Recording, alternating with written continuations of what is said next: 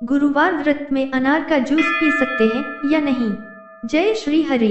कभी कभी हम सोचते हैं कि भगवान की भक्ति बहुत कठिन होती है। व्रत में क्या खाए क्या न खाए, कौन सा पेय सही है और कौन गलत। लेकिन क्या सच में गुरुवार व्रत में एक साधारण फल का रस जैसे अनार का जूस हमारी भक्ति को बिगाड़ सकता है, या फिर यह वही प्रकृति का अमृत है जिससे व्रत और भी मजबूत होता है?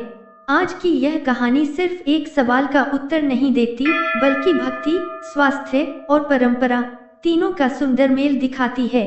यह कहानी है रिया और उसके दादाजी की, और इस कहानी में आपको उन सभी सवालों के जवाब भी मिलेंगे जो लोग इंटरनेट पर पूछते हैं। क्या अनार का जूस पीने से गुरुवार व्रत टूट जाता है? क्या यह भगवान विष्णु को प्रिय है? क्या कठोर व्रत और सामान्य व्रत में इसका नियम अलग है? बाजार का जूस क्यों मना है? और गलती से कुछ गलत पी लिया तो क्या करना चाहिए? तो आइए शुरू करते हैं यह पवित्र यात्रा, गुरुवार व्रत और अनार के अमृत की यह अद्भुत कथा। एक छोटे और शांत गांव में रिया नाम की लड़की रहती थी। रिया बहुत भक्तिमयी थी और हर गुरुवार को भगवान विष्णु का व्रत रखती थी। बस दिक्कत यह थी कि रिया का शरीर कमजोर था। वह पूरे दिन व्रत करके पूजा तो कर लेती थी, पर शाम होते होते उसका चेहरा पीला पड़ जाता था, हाथ कांपने लगते थे और सिर में हल्का दर्द भी होने लगता था। उसकी हालत देखकर उसके दादाजी, जो एक विद्वान पंडित थे, चिंतित हो जाते थे। एक सुबह जब रिया पूजा की तैयारी कर रही थी, दादाजी ने उसके चेहरे पर कमजोरी देखकर कहा, रिया, तुम्हें अपना ध्यान रखना चाहिए। भगवान विष्णु को कमजोर भक्त पसंद नहीं, उन्हें मजबूत और सात्विक ऊर्जा पसंद है। लेकिन रिया हंसती और बोली, दादाजी, व्रत में तो कुछ खाया नहीं जाता, कैसे ध्यान रखूं? दादाजी ने कहा, मैं तुम्हें बताता हूँ, आज के व्रत में तुम वही करोगी जो मैं कहूँगा। उन्होंने घर के आंगन में पड़े टोकरे से एक ताजा अनार उठाया।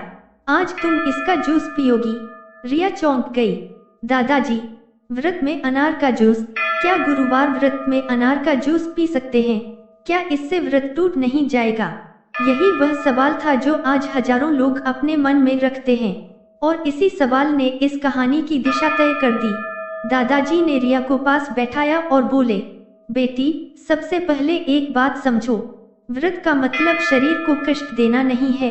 व्रत का मतलब मन को शुद्ध करना है, और मन तभी शुद्ध रहेगा जब शरीर स्वस्थ रहेगा।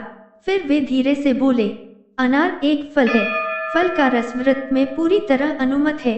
फल को कभी अशुद्ध नहीं माना जाता। तुम्हें एकदम डरने की जरूरत नहीं, बल्कि इसके फायदे समझने की जरूरत है। रिया फिर भी हिचकिचाई, दादाजी, लेकिन अनार लाल होता है, मीठा होता है, क्या इतना मीठा रस व्रत में ठीक है? दादाजी मुस्कुराए, रिया, अनार का लाल रंग शक्ति, उत्साह और जीवन का प्रतीक है। भगवान विष्णु की भक्ति में कमजोरी नहीं छोड़ी जाती। अनार का जूस तुम्हें ऊर्जा देगा, ताकत देगा और पूजा में मन लगाने में मदद करेगा। और असली व्रत वही है जिसमें तुम्हारा मन स्थिर रहे। दादाजी ने अनार का फल उठाया और बोले, आयुर्वेद में अनार को हृदय और मन की शांति का फल कहा गया है। यह पाचन भी ठीक करता है, खून बढ़ाता है और व्रत में होने वाली कमजोरी दूर करता है। फिर उन्होंने बताया, फल का रस व्रत में इसलिए खाया जाता है क्योंकि यह प्रकृति से सीधे आता है। इसमें कोई मिलावट नहीं होती, कोई तामसिक ऊर्जा नहीं होती और यह शरीर को हल्का रखता है। लेकिन फिर उन्होंने एक महत्वपूर्ण बात जोड़ी, पर याद रखना, अगर तुम अनार का जूस पियो तो वह घर पर ताजा बना होना चाहिए। बाजार का जूस कभी मत पीना, उसमें केमिकल्स, प्रिजर्वेटिव्स, शुगर, बहुत कुछ होता है। वह व्रत में अशुद्ध माना जाता है। रिया ने सिर हिलाया। उसे अब समझ आ रहा था कि असली नियम क्या है। रिया ने अपने सभी सवाल पूछने शुरू किए। ये वही सवाल थे जो हर व्रत रखने वाला पूछता है। सवाल 1, दादाजी, अगर मैं कठोर व्रत रखूं जिसमें केवल पानी लिया जाता है, क्या तब भी अनार का जूस पी सकती हूँ? जवाब, नहीं बेटी, कठोर व्रत में जूस भी भोजन माना जाता है। अगर सेहत ठीक हो तो कठोर व्रत करो, वरना सामान्य फलाहार व्रत करना सबसे अच्छा है। कठोर व्रत में सिर्फ सादा पानी ही लिया जाता है। सवाल 2, दादाजी, क्या अनार के जूस में सेंधा नमक मिला सकती हूँ? जवाब, बहुत थोड़ा, हाँ, पर जरूरत हो तभी। सेंधा नमक व्रत में अनुमत है, लेकिन अनार का रस वैसे ही उत्तम है, बिना किसी चीज के, शुद्ध। सवाल 3, अगर मैं गलती से साधारण नमक डाल दूं तो क्या व्रत टूट जाएगा? जवाब, अगर अनजाने में हुआ है तो व्रत खंडित नहीं होता। तुम भगवान से क्षमा मांगो और आगे से ध्यान रखो। भगवान भावना देखते हैं, गलती नहीं। सवाल 4, क्या मैं बाजार से पैक्ड अनार का जूस खरीद कर पी सकती हूँ? जवाब, कभी नहीं। पैक्ड जूस में शुगर और केमिकल होते हैं, वह व्रत की शुद्धता को खराब करता है। सिर्फ घर पर बना हुआ ताजा और शुद्ध जूस ही पियो। सवाल 5, क्या अनार का जूस पीने से त्वचा, खून और ताकत भी बढ़ती है? जवाब, हाँ, अनार खून बढ़ाता है, थकान दूर करता है और व्रत में चक्कर आने से बचाता है। यही कारण है कि इसे व्रत में अमृत कहा गया है। सवाल 6, अगर किसी को एसिडिटी होती है तो क्या वह अनार का जूस पी सकता है?